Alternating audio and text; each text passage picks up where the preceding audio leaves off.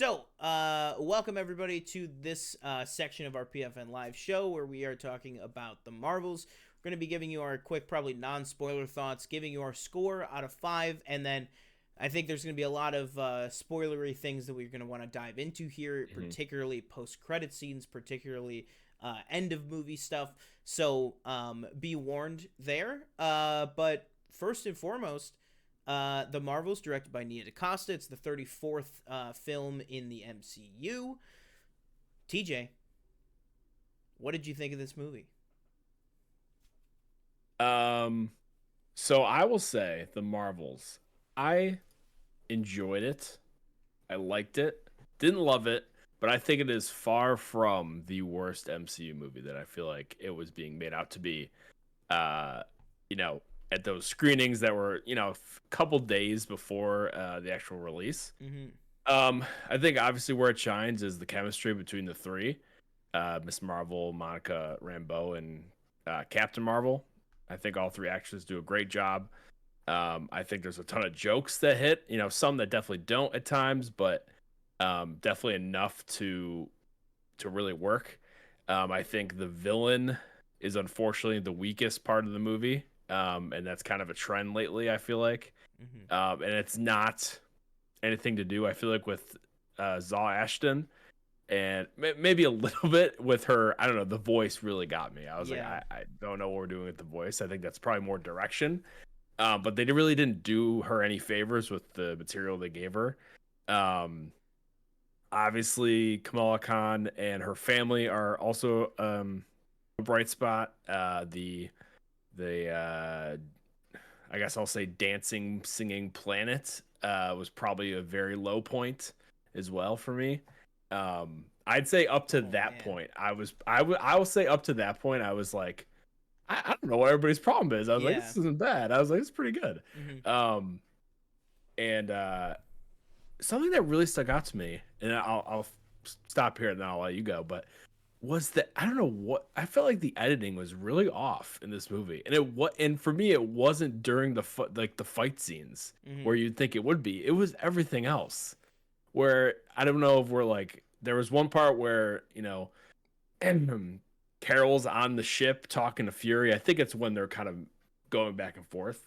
And like we come in like mid conversation, and I'm like, what were we saying before that? And then there's another part where they kind of crash into the cornfield, and we have this zoom out, this Mm-hmm. shot, and they're like talking and they're arguing for like a good few seconds. And I'm like, when are we gonna get the close up? Yeah. And When it's are we like gonna it just punch in? comes like really late. It's like what I don't know. And there was a few moments through the movie where I was like, "What are we doing here?" I was like, "We have the fight scenes, all those cuts. I thought that worked great, Mm-hmm. but it was like those few kind of times throughout the movie where I was like, it doesn't flow right to me."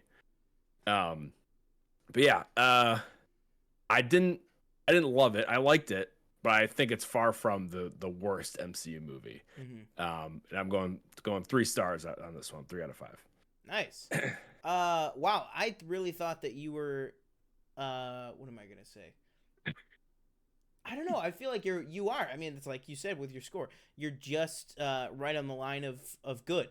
Yeah. And I don't know. There's so much out there about this movie, but for me, I really enjoyed it. I think, Hmm. but I'll say just because you brought it up and now it's all I can think about. I went with a 3 out of 5 as well.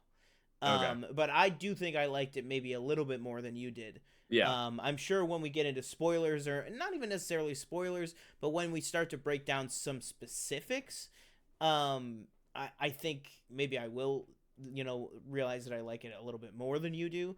Hmm. But I think we'll get there. But like you said, I just echo pretty much everything that you said, except for the musical number, which we'll get to that. We'll talk about that in particular.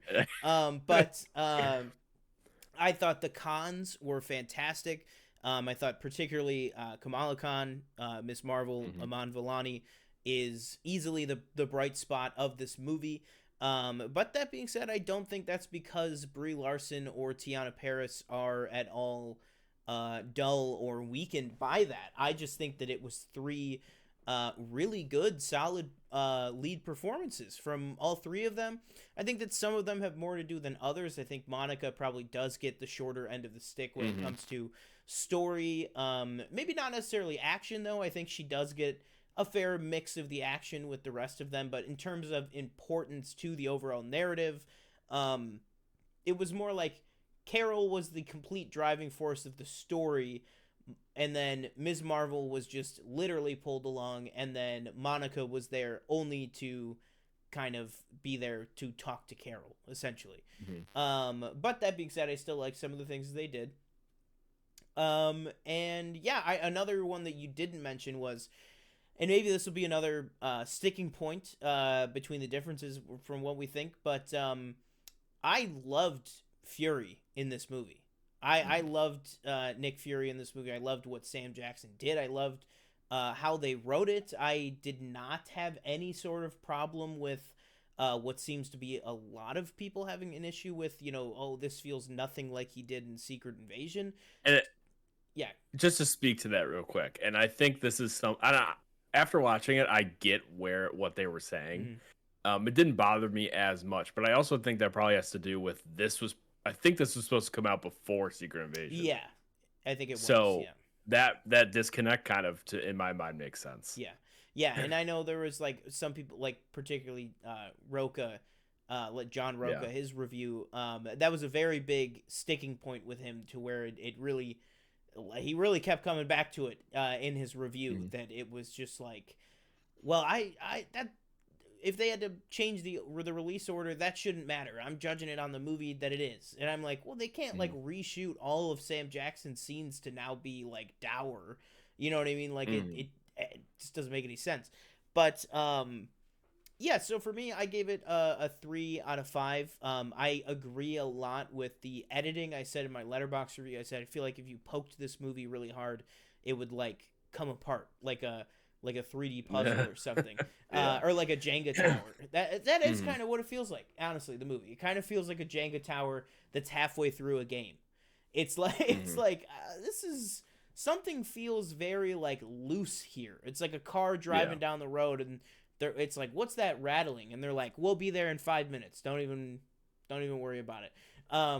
That's just kind of what it felt like to me. Just a little, I would say, rough around the edges, maybe. But I thought the movie looked really good. I never had an issue with the look of the trailers or anything. And I don't think the movie itself disappointed in that regard. I thought that it looked very good for a kind of space epic Marvel-y movie. But yeah, I mean, I can't really think if there's anything else in the non-spoiler. I think the villain, I thought overall, easily a top 5 generic Marvel villain. But I did actually like what Zawe Ashton was doing, although it was a little over the top.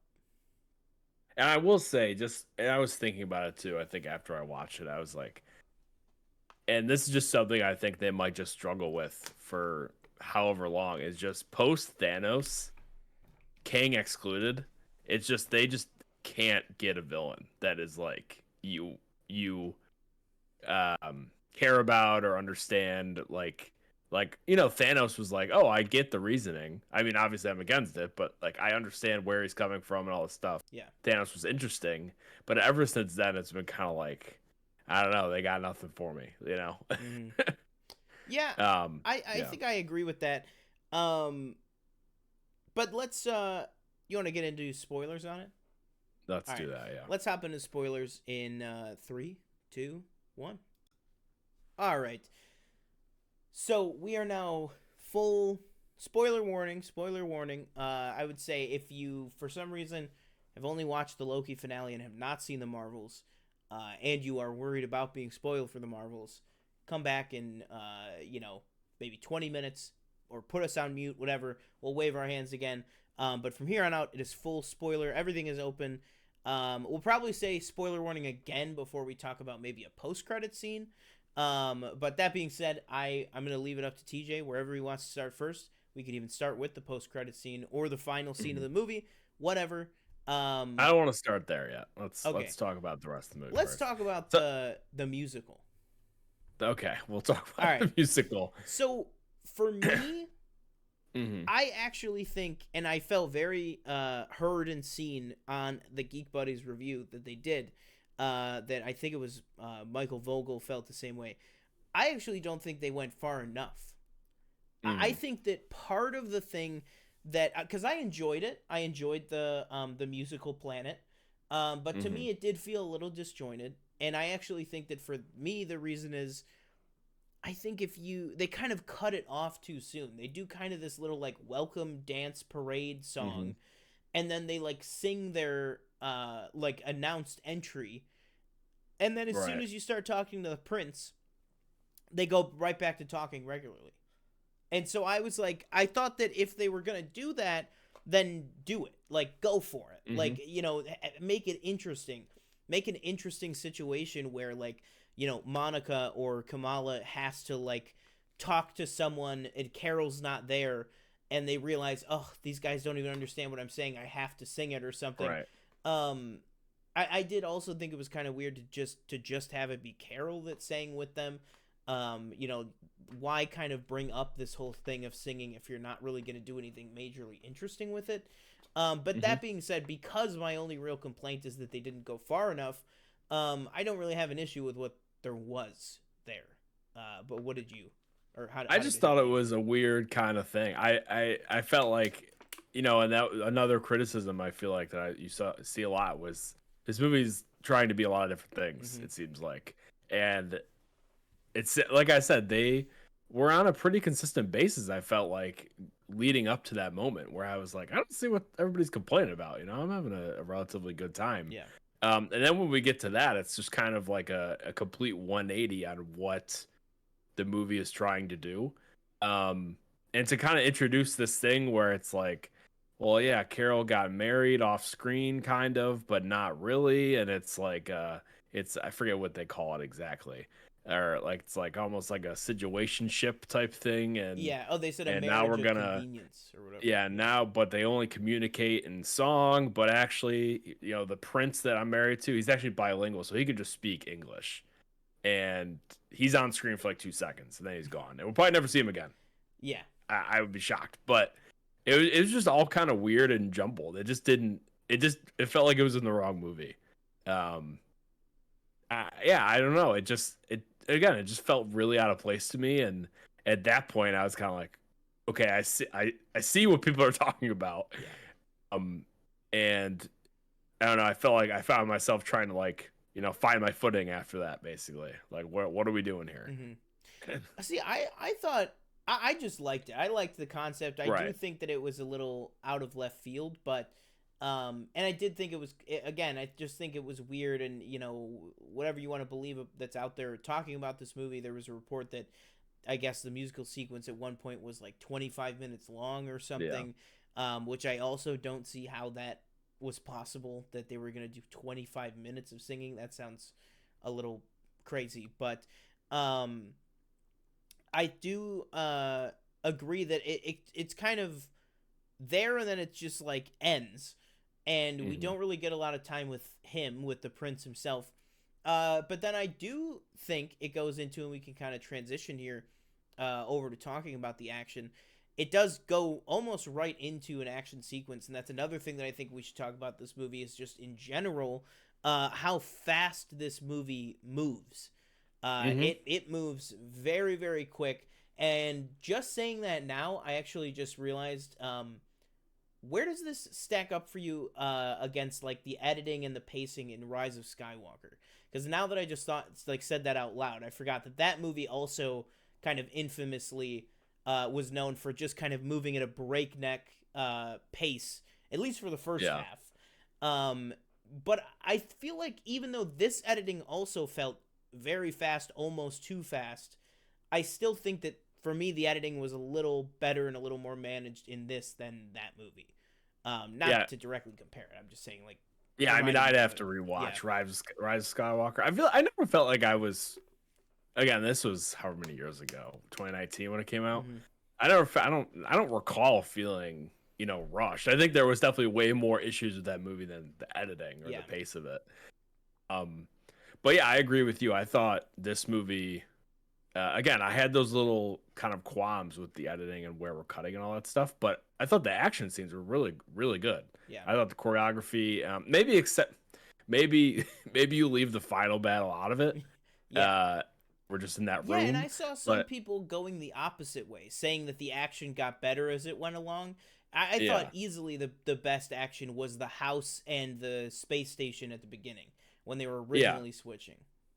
and I do agree with that. And I think again, something I kind of come back to as well with that, and maybe it was just I and I guess this is kind of a negative too. I never felt like it was kind of totally explained how that whole thing worked, where it Hmm. was like, okay, why are they like how like what causes them to kind of go back, like go To like switch with each other yeah, when because they like at one point when I they think use she's their like powers at the same time. at the same Yeah, time. that Okay, that got is it. not explained. That well, they don't really Because figure at that one out until like 20 right minutes later.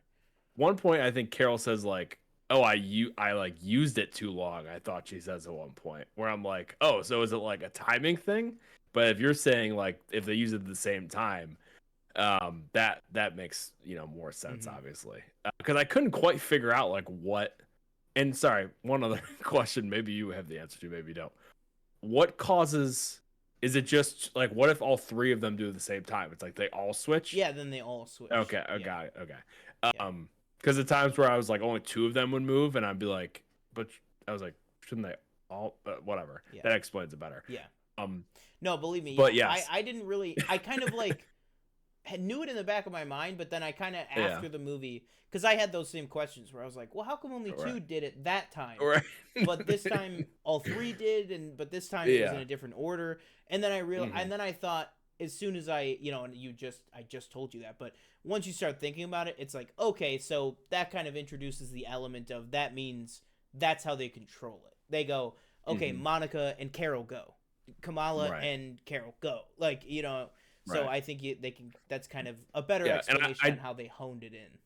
I did like the montage of them like kind of learning on the ship. Oh They're doing yeah. the double dutch thing and all that other stuff. I thought that was really fun to see. Like I said earlier, like I think the movie is definitely the best when it's just the three of them interacting with each other and joking Hmm. around and stuff like that. But yeah, no, I really enjoyed all the fight scenes. Again, maybe we could have made the last one a little bit more. Uh, I don't know, more visually satisfying, I guess. I don't know the term. Yeah. Where it's not just this A little more black dynamic. background of a room dynamic. Yeah. But yeah, like you said, the the first one when they're like, what the hell is going on in the house in the space station, and then the second one I think is when they're like fighting on like the singing planet or whatever we want to call it. Yeah. I thought those were good. Yeah. Yeah. I thought especially kind of circling back to when we started the action talk, the action on the singing planet. I think for me was maybe the best action, or maybe just the best Hmm. use of action, because I think the house fight was probably more fun. Yeah. But just the fact that you kind of had like, okay, Monica and Carol are gonna go after Darben, and then Kamala is gonna be dealing with the goons. With the Kamala Hmm. and the Prince are gonna be dealing with the goons, and I like that he's like kind of a nod because in the comics she uses her scarf to like Hmm. whip people and wrap people up and stuff. So I like that they got that in the movie. Is he was like, why aren't you using your scarf? Like, and then she just started like wrapping it around people's heads and Right. like yanking them and stuff. So I thought that that was really cool. And then when that scene really went crazy, when Kamala then starts to go after Darben and they all just start switching and we get to the roof of that little transport thing. I thought all that was really, really good. And emotional, when Kamala gets up there and you realize you're like, oh, she's gonna get the other bangle, Hmm. and then she feels like she failed Carol. Another section that we can talk about here is that also everything with like the scrolls and stuff. Um, Oh, we're gonna talk about it. Yeah. okay, all right, but yeah, in terms of wrapping up the action, I'll say I Hmm. think it just had really good action, surprisingly, and I Yeah. thought that they used the little gimmick of them switching pretty well. I mean, I think that you could have used it probably even better, but I do think that they used it pretty well, and it's probably one of those things that you could always bring that back when these three characters, within a Hmm. battle. in an Avengers movie, you could be like, oh, they're switching again. That's so cool. Remember when they did that in the Marvels, like, years from now. So I Mhm. think it's something that we could see again. But where do you want to go next? Uh, let's go Scroll and Kree, and then we'll kind All of right. go into Darben, I guess, off of that. Okay. So the thing I took away from this movie with the Scrolls is they still don't have a home. Yeah. Still don't. After all this time. And I think again, this is something where I was like, uh, for me, it was like oh yeah, Secret Invasion was definitely supposed to be after this. Yeah. Because it's kind of like it's almost like I feel like with the scroll kind of that kind of side plot thing where it's kind of like, but didn't we just like do this in like Secret Invasion? Yeah. So like they're still stranded. Like obviously there's a lot of them, and they're spread across the universe. But like I don't know. I'm like I feel like we already did this, and then whoops. And then when they all get on the ship, it's like, well, we're going to some other planet somewhere. I'm like, or with Tess Thompson. Yeah. I'm like, all right, I guess maybe we'll see him again sometime. I don't know. Mm-hmm. But for me, it's just that whole kind of scroll creep. It's just not very interesting. Yeah. I guess I guess I'm just like, oh yeah, like when the Kree or the Skrull show up in a Marvel movie, Mhm. I'm just like, oh, awesome.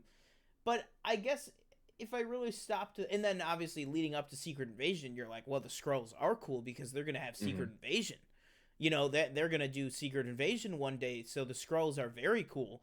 Right. Now that Secret Invasion is past, I think that was my last remaining, kind of hope that for the Mhm. Skrulls or whatever, is that I'm just like, well, yeah, but one day all this is going to be leading to that, and that's going to be awesome. So now that Secret Invasion is done and over with, and we're just kind of, they didn't even really need to be Skrulls, other than the Fury and Captain Marvel connection. That's the first movie that we're in, was Captain Marvel. Um, but really, I mean, none of them shapeshift, and if they do, it's not important to the plot in any way at all. Um, I feel like you could have just had really any species that was just Mhm. like, you know, um, could have been refugees of anything. But that does get a little bit into the Darben motivation talk. Is this whole thing over the Skrull and Kree conflict, the Kree civil war that we found out about all the way back in the first Guardians movie. Um, so I guess, well, let's talk. Do you have more on the Skrull specifically, or do you want to kind of start talking No. about? Okay, yeah. So with Darben, I mean, the whole motivation of, which I thought worked, tying it into the first Captain Marvel movie, and Mhm. saying, like, in the end of the first movie, when she takes out the Supreme Intelligence, you're like, yeah, let's go, like, get rid of this thing. But then this movie's like, well, no, you can't just kind of take away a people's god, and also kind of Right. city computer on a very real level too, and then just expect everything to be fine when you never check Yeah. in on them. So I kind of believed it in that way, that she would be angry. But then I guess let's talk about motive, and let's talk about just kind of her overall plan to kind of resource harvest Yeah. from elsewhere in the galaxy, basically. Which How does did end that? up getting like it is unfortunate because she has this whole plan, and whether you think it's probably a good plan or not, it's kind of solved within 5 seconds at the end of the movie, Yeah, where it's like, oh, let me just relight the sun. yeah. It's And like, it's well, like you why had didn't 30 years to think of you that. could have done that? Yeah, Yeah, come on, Carol, you could have done that a while ago. Um, as far as motivation goes, I get it. I hmm get the motive. It's just it's again, it's we've seen better villains, better motivations in the MCU already. So I feel like if it doesn't reach that level, it's kind of like, well, who cares? yeah, And I'm sure the audience is not very interested in the Kree anyway. To me, when I saw her on screen, I was like, this is just like it's just another Ronin, and I don't like Ronin. hmm So I'm like, I don't really care, The real fortunately. question And is, better or worse than Malekith? uh, I don't know. I'd probably say it probably has to be better, right? That's what I would say. Yeah. But yeah, I don't know, like stealing water from the water planet and then bringing it over to the, and then we're gonna steal the sun and then all that stuff. I'm still not really sure why. Can you explain to me the whole kind of we can't wear the two gauntlets thing at the same time? Miss Marvel can do it. Yeah, I took that as because Miss Marvel has like mutant DNA. Like Okay. that's how I took that. But then also you could say, well, weren't the Bengals created by the Kree? So wouldn't somebody with Kree DNA be fine to use them? Yeah. But I guess they didn't think that far. But like, yeah, I mean, I think it's definitely weak motivation and everything like that. But I don't know. I just kind of liked the plan. You know what I mean? I feel like much more than anything to do with her motivation, I just kind of liked the plan. I thought it was just interesting. And then obviously I haven't seen this movie in a very long time, so obviously after seeing it, I saw all of these Spaceballs comparisons and realized it is very similar with trying to take the other planet's air supply. They turned the air back on. I do see that, but in the moment I was like, man, this is actually pretty original, that it's like, it's always like, and then I'm going to destroy the world. But why do they want to destroy the world? Yeah. She was not trying to destroy the world. She was just trying to save her planet. She was trying to save her planet, and I don't even mean it in like, oh, she was doing a good thing. I just mean it in a like, I liked the level of the stakes. That it was like, yeah, she's taking this water and she's sending her military out to basically attack all these places, and that's very not good. Right. But and then she does try to take. Well, they say that she's coming after our son, but then like really all she's doing, it's siphoning off like a little tiny like thing. I think it was gonna take the entire thing. I think that's what it was. That was what they were implying. And going back to that, the fact again, it's kind of that thing where it's like, Carol, it's been 30 years. Just go light the sun back up. You're feeling guilty about it anyway, so go do it. We don't need Monica to be trapped in another universe for you to go light the sun back up. It was what was keeping her from going back home was her guilt over it. Yeah, like go do it. Yeah, just go do it then. Clearly, we're not searching for another home for the Skrulls. Okay, clearly we could. Yeah, we can go light up the sun. She's really gotta, like in Secret Invasion, people were like, "Well, Captain Marvel's very busy, and is she? So Nick Fury, it kind of does fall to him to keep up that promise that they both made. In this, it's like she had time. Yeah, she definitely had time. What's she doing on a spaceship? Exactly. Just chilling. Yeah. Like in Infinity War, I think we definitely have the idea that it's like, she's just kind of like out about in the galaxy, just like flying around. But now it's like, well, she has a house, she has a spaceship. Like she's kind of just like a loner Guardians, just kind of a loner Guardians of the Galaxy, or Guardian of the Galaxy. But yeah, I thought Dar-Benn was fine, perfectly fine. And again, I just more so liked the plan. And I liked the use of the rift points that we know from like the Guardians movies and Avengers and stuff like that.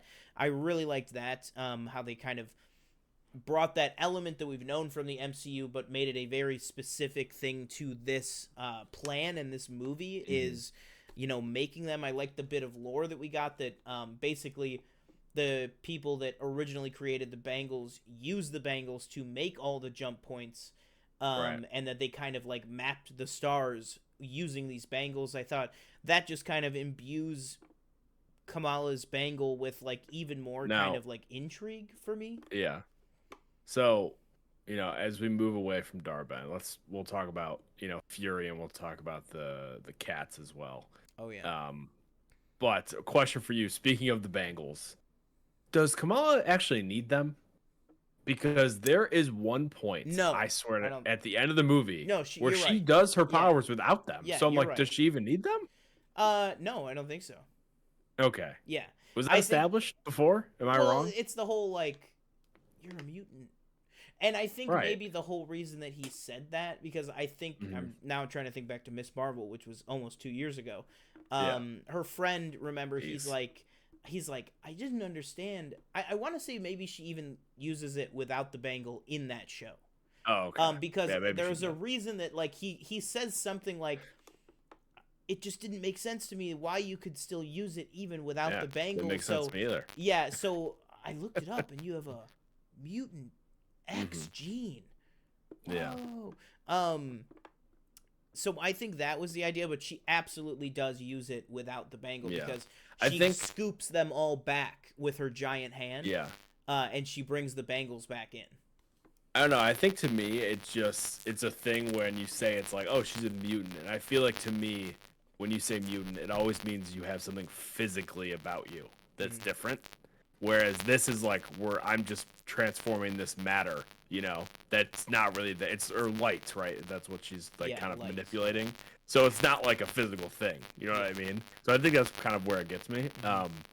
So maybe we just ditch the Bengals at some point. How Maybe. did Oh they yeah, really help? I think you could see a similar path of, like Thor with Mjolnir. It's like Right, yeah. Thor it's almost identical. I mean, it's like the audience and Thor himself just kind of assumed that his power was through the hammer. Right. But then in Ragnarok, obviously, that's the whole point of that movie, is that he realizes that it had nothing to do with the hammer. The hammer just kind of enhanced it and channeled it kind of. Right. So I think you could absolutely see a Miss Marvel who no longer has the bangle at all. I think that is definitely possible. Maybe it's one of those things where it's like, hey, we have to destroy the bangles after whatever the next Avengers movie is. I think that's definitely possible. But yeah, let's talk about Monica Rambeau.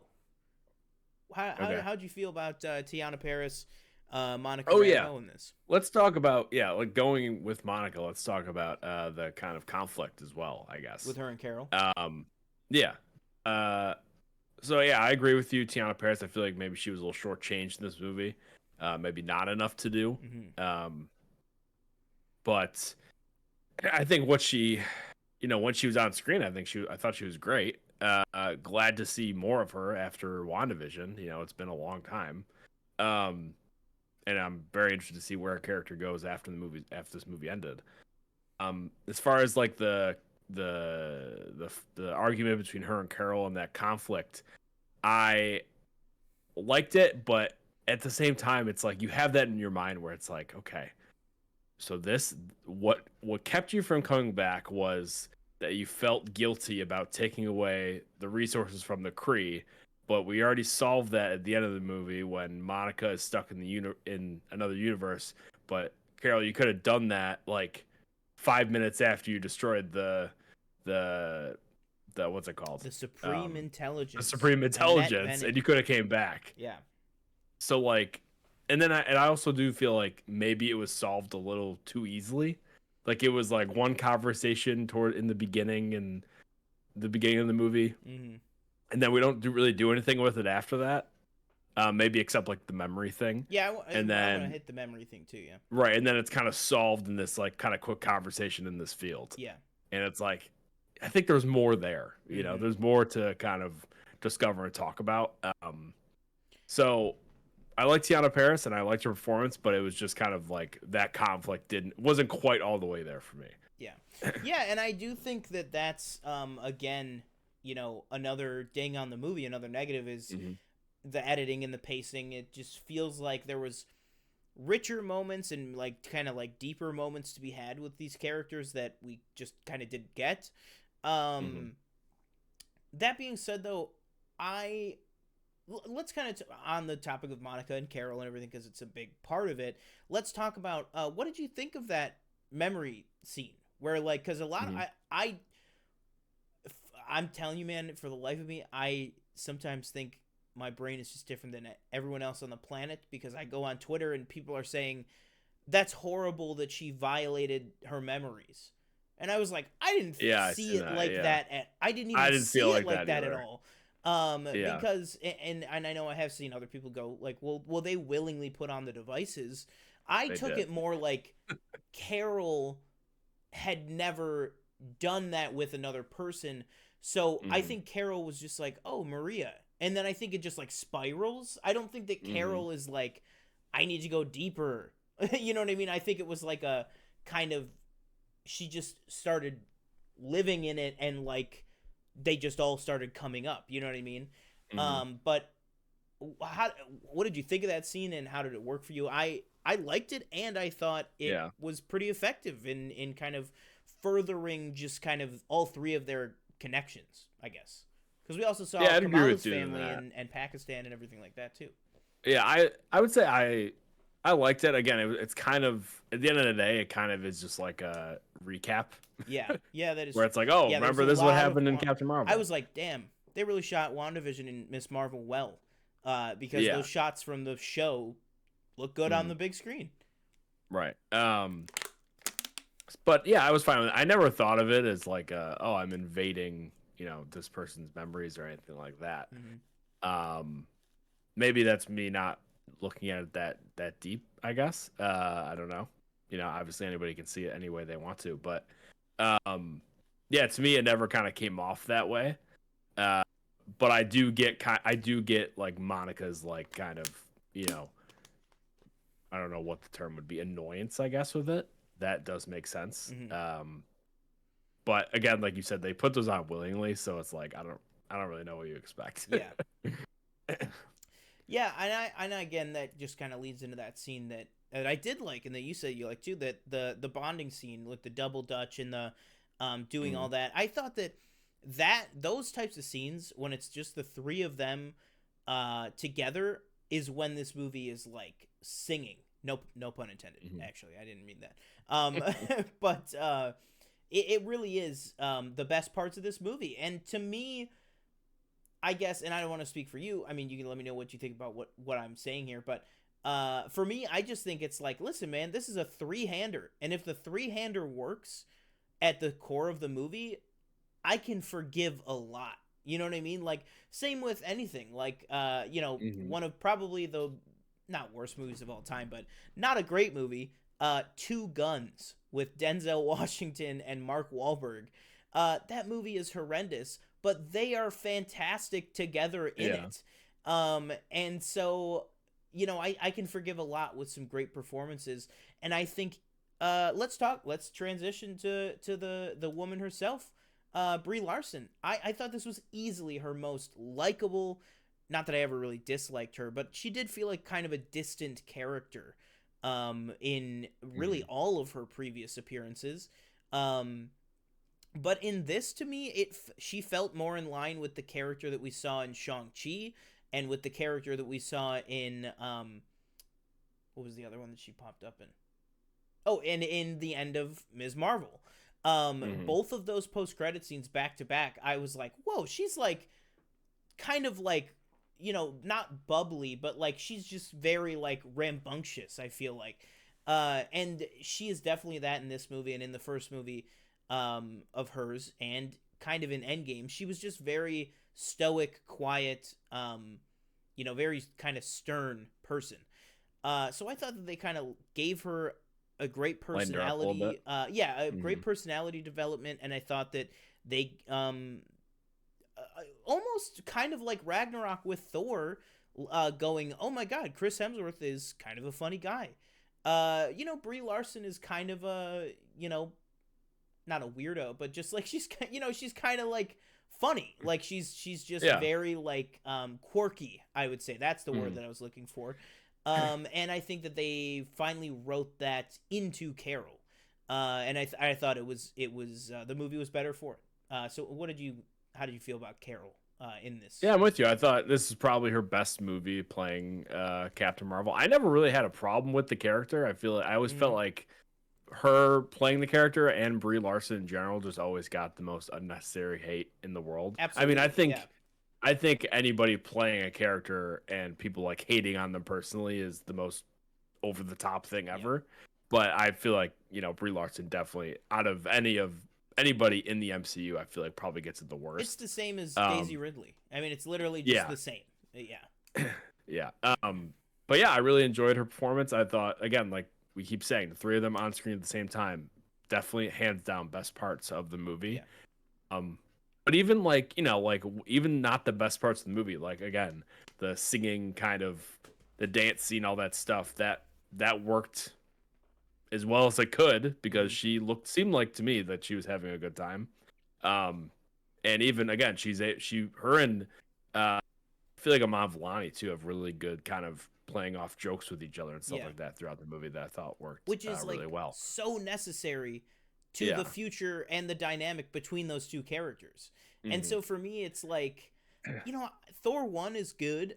We keep bringing these movies, I keep bringing it back to the Thor movies, but just because Thor and Loki and everybody, all that corner is on my mind. But it's just like the first Thor movie, it's not the best movie of the MCU. The second Thor movie is not the best movie of the MCU.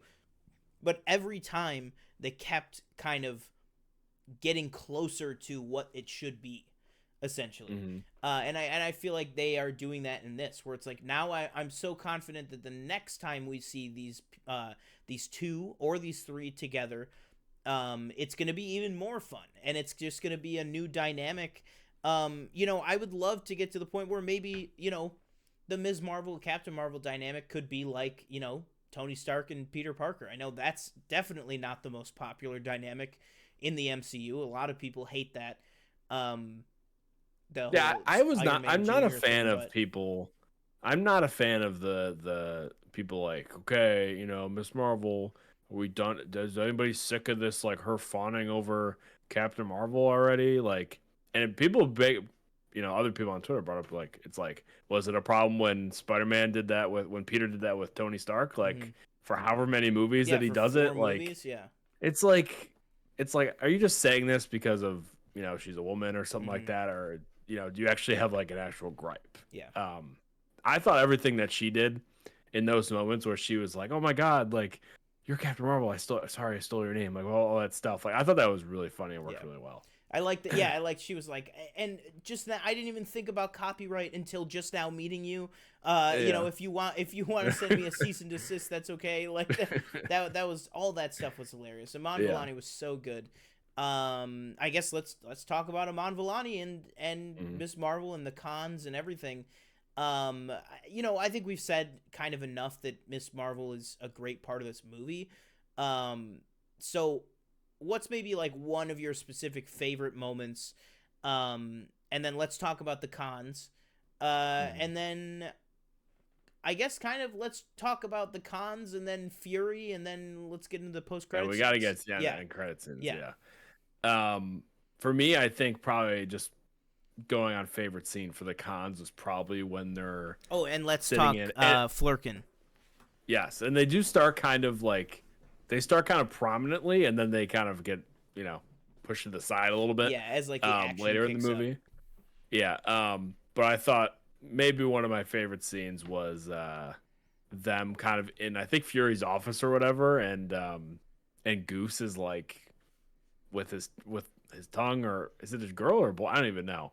But yeah, with Goose is like licking their I think it's their butt or something with that long tongue, and just how disgusted Miss Khan is at the whole thing. I just thought that was really funny. I thought a great line she had too, Sarah, was in the beginning when Monica goes, "Then I walked through a witch's hex and I got my powers," and Carol goes, "You walked through a witch's hex?" She goes, "Yeah," and Miss Khan just goes, "A witch's hex, good for you. I'm so proud." She was just like, "Good for you." Like she's just like, it was just such an odd moment, but she plays those so well. Or even when her dad is talking to the one dude on the ship, and he's like, "Well, if you invest however much money, for your retirement, like it's never too late." 401k or whatever. Yeah. I thought that was really funny too. Yeah, that was really good. Just those little small moments I felt like here and there really worked. Obviously we know how great they are from Miss Marvel, so hopefully we get more of them. I'm assuming again, I think there's a season 2 of Miss Marvel. Yeah. So obviously we'll be seeing them again, but I thought they were great for when they were on screen. What did you think about let's kind of roll it all into one and say kind of the Khan's dynamic with Fury and Fury in this movie, and then everything with the Flurkins and the memory, the other memory sequence. I just loved my favorite one was when they were crashing at the end and the brothers praying. And Fury goes, "Are you praying?" And he goes, "Yeah, sorry." And he goes, "Don't stop!" Yeah, he goes, "Don't stop. We need all the help we can get." Yeah, I don't know. There's definitely a tone difference between Secret Invasion and Miss Marvel. I think, not every single joke from Sam Jackson hits, but I feel like when they do, they are funny. And to me, it seemed like he was having a good time. I don't know if people thought maybe he was phoning it in or anything like that, but I don't know. To me, it seemed like he was having a fun time. So, whenever he can convey that through these jokes that he's telling, I'm gonna have a good time watching him play Nick Fury. Like when they were plummeting to the earth, and then at the last second, it's Carol. He goes, oh no, it's okay, it's just Carol. that was great. And then I just remember too, her Mr. Khan, when they're like FaceTiming her. And Fury's with them, and they're on like the space elevator, and he goes, Kamala, Nicholas has brought us to hell. And it's just like, help us. He's just like, what the hell are you talking about? But yeah, I definitely didn't think it was like phoning it in. I thought it was exactly what they wanted from him. And I think that makes sense that it's like Nick Fury in the humor and the style of Miss Marvel. And I thought that worked very, very well. And again, just kind of going all the way back to kind of the beginning with the Secret Invasion tone difference, whether it was before or after, it's a different project. The tone in Iron Man 2 is not the same tone as the first Captain Marvel. You know what I mean? But Nick Fury is in both of those movies. It's like he's been more comedic, less comedic. But also, by the way, I do want to say, almost excluding Secret Invasion, which, by the way, watch that show again, he is also very funny in and is cracking jokes all the time in Secret Invasion, particularly with Talos, but really all the time in that show. From the beginning, Nick Fury has always been a badass, yes, but a funny character. He's always been funny. He's always been written with funny one-liners. Yeah. It's part of his appeal. Bitch, you know what I mean? Space.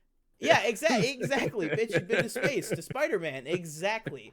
Wow, that guy. Sometimes my mind is just blown with how many. I think that might be my favorite line. Yeah, exactly. Yeah, that whole like, what about Thor? Unavailable. Yeah. What about Doctor Strange? Can't locate him. What do you think I need? Bitch, you've been to space. Like that was great. But yeah, I loved Sam Jackson in this movie. I would go as far as to say I didn't have a problem with him at all. I really, really liked it. Like you said, just more the comedic writing. Not every one-liner hit. But, I mean, the whole point of a one-liner is if you can get a couple of them to hit, then that's pretty much all you need. What about the Flurkin scene? So we get these eggs popping up all over the space station. We don't know what they are. Dar-Ben attacks the space station. The space station's losing power. We got to get out of here. There's only 2 lifeboats. I thought this was, like, a very clever thing that they did. That they were like, well, we only have enough for this many people. And then as soon as you kind of realize what's happening, you're like, but if you put the people in the cats, it's like, well, what? I thought that was and old Deuteronomy and such. Yeah, that was fine. Kind of an interesting way that I didn't really expect it, honestly. But I guess it kind of made sense. Complete honesty, when we walked in to the theater, they were selling like the brain like popcorn things or whatever they had. Oh, okay, yeah. But for some reason, when I was watching the movie, it like did not click with me that that's what they were. Yeah, I had a genuine moment of cats. Like, what are we doing? I was like, at first I was like, are those bombs or something? Yeah, like I didn't know. What is this? But obviously when they start hatching all that stuff, I thought it was fine. It makes sense. Makes sense that they wouldn't have. I don't know how many escape pods that they had, but I get why they wouldn't have enough for everybody. So then you're like, well, just have the cats eat the people, and then we'll just Save some We'll, space. we'll just throw them up when we we'll just throw them up when we get to Earth. So yeah, it was fine. I don't know. Um, yeah, Didn't really I bother me. liked it. It definitely didn't bother me. I know a Yeah, lot of people. I feel like overall, this review it's of kind of ours gross, is going to but be very yeah, much, kind of in the minority. I think. I yeah. think even though both of us had issues with it, I think we both liked it a lot more than certain parts of the internet and Hmm. certain amount of people. But last thing, let's talk about the post credit scenes here. Well, I guess the last scene of the movie and then the post credit scene. I will be right back, but keep talking. Yeah, so I guess we'll probably talk about the not the post credit scene, like the end pre credit scene, whatever you want to call it. Uh Kate Bishop makes an appearance. Haley Steinfeld is being recruited by Kamala to join the Young Avengers in a Nick Fury esque way, which I thought worked actually really well. I thought it was really funny. Um, Now the real question is, do you think is that how Iman Vellani is going to show up at the end of each movie, doing that with Florence Pugh and maybe Wanda's kids at some point? I imagine they'd be in there somewhere. Who else? Uh, um, Ironheart, maybe. Is that what she's going to do at the end of each movie? I don't know. I don't know if Ms. Marvel should necessarily be the leader either. I don't know if she really like radiates that kind of leader energy, I guess, at this moment. I mean, I feel like it would probably more likely be like a Florence Pugh or Haley Steinfeld leading that movie or that group, that team. Um, but yeah, so I thought that was really cool. That worked well for me, and we'll see where that leads. Hopefully, it leads somewhere. Marvel lately has set up a lot of things that don't necessarily go anywhere. So I pray to God that Young Avengers movie does get made at some point.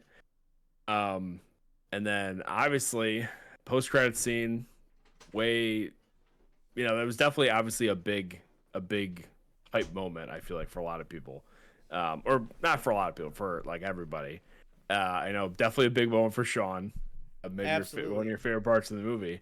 Before we get to that, what did you think of the Haley Steinfeld moment, the Kate Bishop moment? I thought that it was very good. I like you Yeah. said, I thought that the whole um Nick Fury joke, just like doing Hmm. that, because you see earlier in the movie that she's asking about the little iPad thing, and then you see Right. her kind of, I think she even like tucks it into the couch at their house or Yeah. something. So Oh, like okay. you kind Yeah. of forget about it, and then You you have realize that she intel on has it. me? Yeah, Yeah. exactly.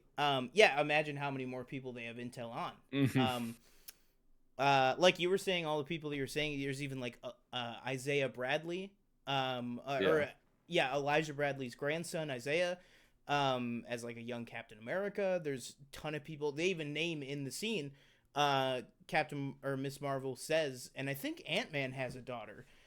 So it's like she's already got her list queued up. But Hmm. I loved the scene. It's kind of another weird editing choice of, it really felt like that was also a post-credit scene that they just put into the actual film. Hmm. I'm wondering if maybe Marvel is just kind of testing moving away from putting a scene all the way at the end, just because they know it's like, all right, I think we might already be testing people's patience here with Hmm. some of this stuff. Let's, not force everyone to wait, 9 minutes. Um, that being said, I do think that it makes more sense for somebody like Kate Bishop to run the team, kind of like how Captain America was really the one who ran the Avengers. Tony just kind of facilitated. You know what I mean? Like he Mm. even says in Age of Ultron at one point, he's like, "Oh, he's the boss. I just pay for everything." Mm. Not that I think Miss Marvel's going to be paying for everything, but I just think we could see kind of that dynamic where maybe Kate Bishop is more the older actual lead of the team, but Miss Right. Marvel can have kind of another role. um but in terms of the scene itself, as soon as you see the shadow of the bow, I was like, oh, like this is happening. And also, as much as I was hyped up for the post credit scene, the fact that it basically leaked online 2 or 3 weeks earlier. um Oh, is that the thing that leaked? yeah, I mean, it wasn't even Oh, a leak. okay, yeah. It wasn't even a leak. It was just like people going, man, if what I heard is true, and then Hmm. people going, who is it? And then every single person going, oh, it's Kelsey Grammer's Beast. It's Kelsey Grammer's Beast. And it was basically spearheaded by Hmm. Grace Randolph was like the first one that was like, I'm Uh, hearing that there's somebody yeah. who only got one shot at playing a character before who's going to be in it and all this stuff. So that just kind of took a little wind out of the sails for the second one. Um, I love the second one. Definitely for what it means and the scene itself, I love the second one way more than the first one. But just that surprise, I had no idea that Kate Bishop was going to be in it. Um, so that was really cool. And honestly, another thing about this movie is it's really the first one that goes, these Disney Plus shows are happening. You know, Hmm. they are happening within this universe. And I think that's very cool. Speaking of going to the final post credit scene, have you gotten into that yet? No. Okay.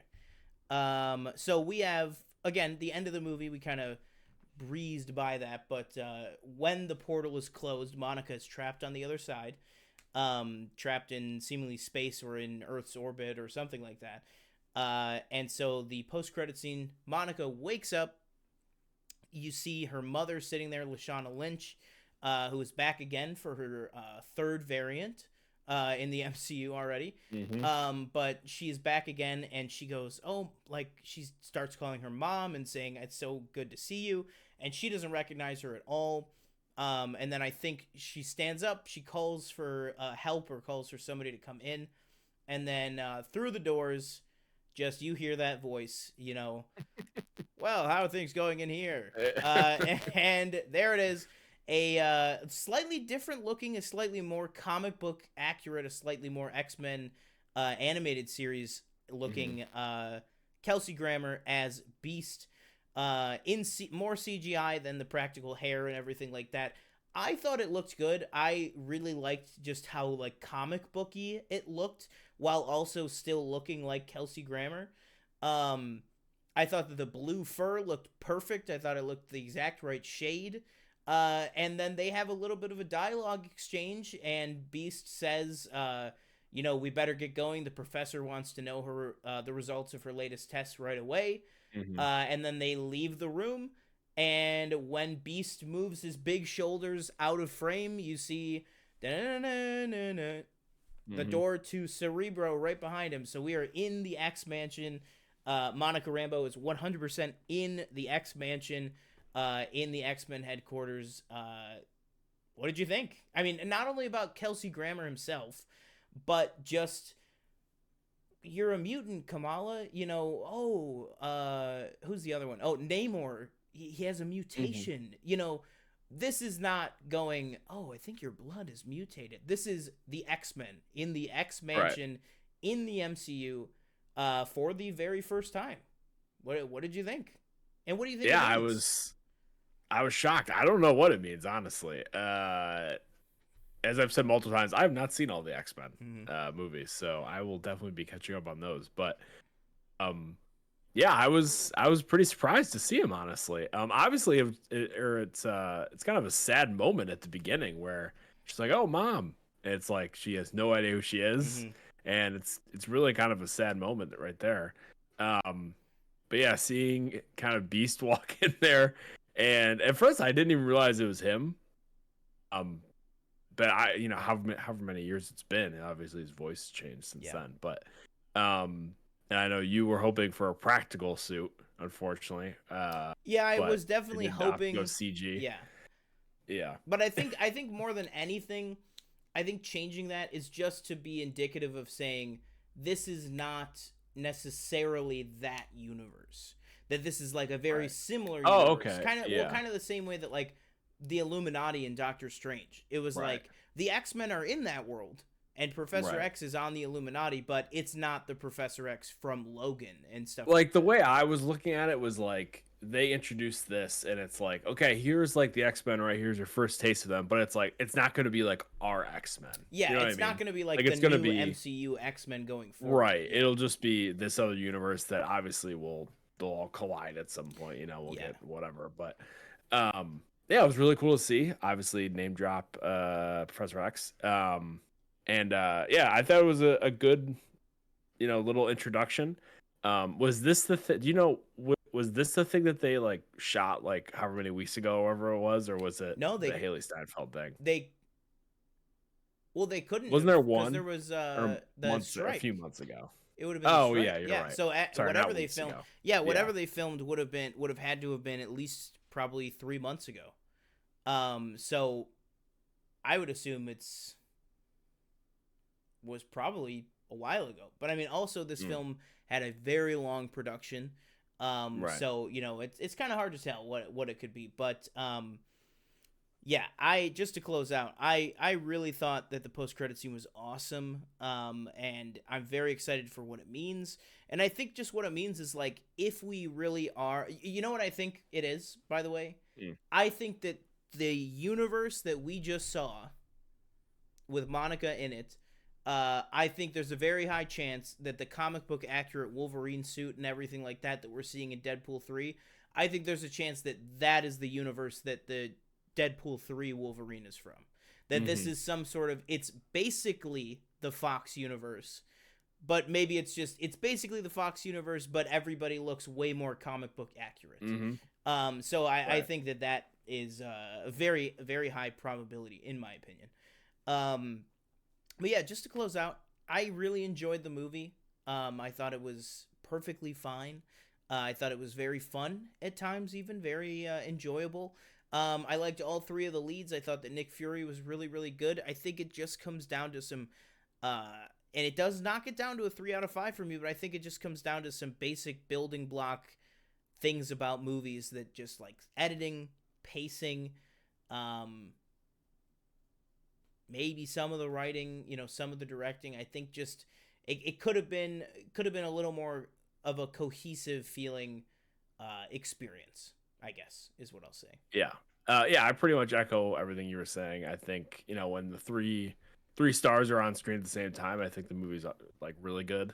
But everything else, like the villain, some of the humor, the editing, some of the writing, none of that really I feel like meshes well enough to really put it up there with, the top tier Marvel movies. But again, I feel like it's nowhere close to the worst one. So with that, 3 out of 5 stars. Yeah, absolutely. Yeah, ironic. It works when the 3 stars are on screen, and that's what we give it, 3 stars. But yeah, guys, let us know. Are we crazy? I think some people might think that we are, because there's definitely people who do not agree with us about this movie out there. Are you one of those people? Did you not care for this movie as much? Did you love it even more than we did? Did you maybe not even feel some of the editing and pacing stuff that we were talking about?